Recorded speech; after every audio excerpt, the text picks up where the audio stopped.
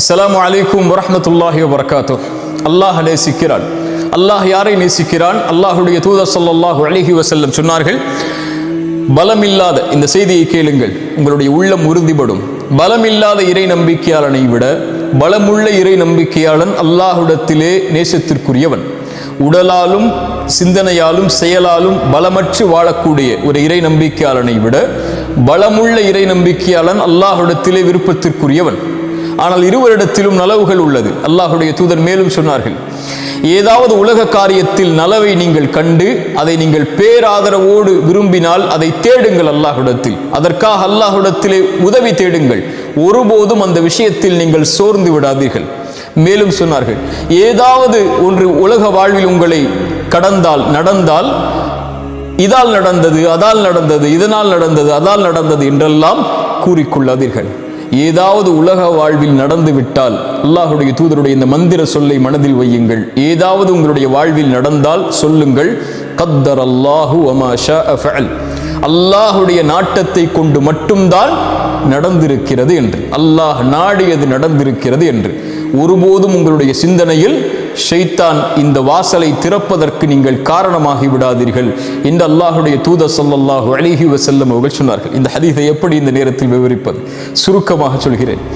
பலமில்லாத வாழ்வில் ஏதாவது சோதனைகள், சிரமங்கள், கஷ்டங்கள், பிரச்சனைகள், தொழிலில் தோல்வி, செல்வத்தில் தோல்வி, அல்லது அவன் விரும்பிய பெண்ணை திருமணம் முடிக்கவில்லை, அல்லது விரும்பிய ஒரு மணமகனை திருமணம் முடிக்கவில்லை, அல்லது நோய், அல்லது இழப்புகள், அல்லது உயிரிழப்புகள், இப்படி வாழ்வில் எது நடந்தாலும், அல்லது கல்வியில் தோற்றாலும், ஒரு விளையாட்டில் தோற்றால் கூட இன்றைய காலத்தில் பலரை பார்க்கிறோம், இருளில் உட்கார்ந்து கொண்டு அழுது கொண்டு, ஐயோ இப்படி நடந்து விட்டது, எப்படி வெளியேறப் போகிறேன், எப்படி வாழப்போகிறேன், எதற்கு எனக்கு இந்த உலக வாழ்க்கை என்று புலம்பிக் கொண்டு கண்ணீர் மலையில் மூழ்கிக் கொண்டு இன்னும் பலர் கோழைகளாக மாறி உயிரையே மாய்த்து கொள்ளக்கூடிய மனிதர்கள் வாழக்கூடிய இந்த உலகில் எது நடந்தாலும், எதை வாழ்வில் சந்தித்தாலும், எந்த இழப்புகளை, தோல்விகளை வாழ்வில் கொண்டாலும், தங்களுடைய சிந்தனையாலும், உடலாலும், மனதாலும், எண்ணத்தாலும், செயலாலும் உறுதியோடு முன்னேறக்கூடிய இறை நம்பிக்கையாளர்களை அல்லாஹ் நேசிக்கிறார். சுப்ஹானல்லாஹ். தங்களுடைய வாழ்வில் அவர்கள் எதையும் பார்ப்பார்கள். நோயை பார்ப்பார்கள், செல்வத்தின் இழப்பை பார்ப்பார்கள், விரும்பியது நடக்காததை பார்ப்பார்கள், தொழிலில் தோல்வியை பார்ப்பார்கள். ஆனால் அவர்களுடைய வாழ்வு முழுவதும் அல்லாஹுடைய நாட்டத்தை கொண்டு மட்டும்தான் இது நடக்கிறது. நான் இறை நம்பிக்கையாளன், நான் கவலை கொள்ளக்கூடாது. குர்ஆன் சொல்லுகிறது, இறை நம்பிக்கையாளன் ஒருபோதும் கவலை கொள்ள மாட்டான். கவலை ஷைத்தானுடையது. கவலையை கொண்டு ஷைத்தான் உள்ளத்தை உடைப்பான், அல்லாஹ்வை விட்டு அவனை தூரமாக்குவான். கவலை கொள்ள மாட்டான் இறை நம்பிக்கையாளன். பயம் கொள்ள மாட்டான். உலகமே அவனுக்கு எதிராக ஒன்று சேர்ந்திருந்தாலும் ஹஸ்புனல்லாஹ், அல்லாஹ் ஒருவன் போதுமானவன் என்று அவன் சொல்லுவான். கவலை கொள்ள மாட்டான், பயம் கொள்ள மாட்டான். அவனுக்கு குர்ஆன் சொல்லக்கூடிய செய்தியை மனதில் வைத்திருப்பான். கவலை கொள்ளாது, பயம் கொள்ளாது. அன்துமுல் அலௌன இன் குன்தும் முஃமினீன், நீங்கள் தான் உயர்ந்தவர்கள் முஃமின்களாக வாழ்ந்தால். எதிலும், இந்த உலக காரியத்திலும், தொழிலிலா நீங்கள் தான் உயர்ந்தவர்கள். இறை நம்பிக்கையாளராக இருந்து அல்லாஹ் அனுமதித்த வழியில் உங்களுடைய செல்வத்தை சேகரிப்பதற்கு நீங்கள் முன்னேறினால், இந்த உலகத்தில் இருக்கக்கூடிய எல்லோர்களையும் செல்வத்திலும் நீங்கள் முந்தலாம். உங்களுடைய முயற்சியை நீங்கள் அதில் வைத்திருந்தால், முஃமின்களாக வாழ்ந்தால். விளையாட்டிலா, தொழிலிலா, கல்வியிலா, அல்லது இந்த உலகத்துடைய எந்த காரியத்திலும் அடுக்கிக் கொண்டே போகுங்கள். நீங்கள் முன்னால் வந்தால்தான் நீங்கள் இறை நம்பிக்கையாளர்கள். ஏன்? நீங்கள் உறுதியோடு அல்லாஹுடைய நம்பிக்கையை உள்ளத்தில் வைத்திருப்பவர்கள். எல்லோர்களை விடவும் நீங்கள் மேன்மையானவர்கள். உங்கள் சமூகத்தில் வாழக்கூடிய மக்களில் யாரை நீங்கள் அருகில் வைத்திருந்தாலும் நீங்கள் தான் உயர்ந்தவர்களாக இருக்க வேண்டும். அதில் ஏன்? இறை நம்பிக்கையாளன் பலமுள்ளவனாக இருந்தால்தான் அல்லாஹ் அவரை நேசிக்கிறான் என்று அல்லாஹுடைய தூதர் ஸல்லல்லாஹு அலைஹி வஸல்லம் அவர்கள் சொன்னார்கள்.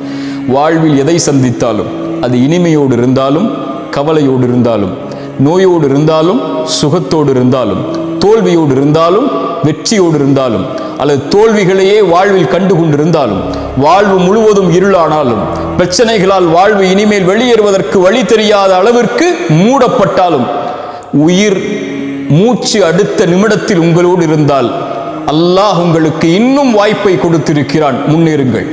எதையும் வாழ்வில் ஜெயித்து விடலாம். நான் உங்களை உள்ளத்தால் தட்டி எழுப்புவதற்குள்ள வார்த்தைகளை நான் சொல்லவில்லை. அல்லாஹ் குர்ஆனிலே சொல்கிறான், ஒருவன் முயற்சி செய்தால் அந்த முயற்சியுடைய பலனை பெற்றே தீருவான். அது உலக காரியத்திலும் சரி, மறு உலக காரியத்திலும் சரி. இந்த உலகத்தில் இருக்கக்கூடிய மனிதர்கள் முடிவை பார்க்கக்கூடியவர்கள். வெற்றி அடைந்தாயா என்பதைத்தான் பார்ப்பார்கள். அது ஒரு முஃமினுடைய இலக்கல்ல. ஒரு முஃமினுடைய இலக்கு எல்லா காரியத்திலும் முயற்சி மட்டும்தான்.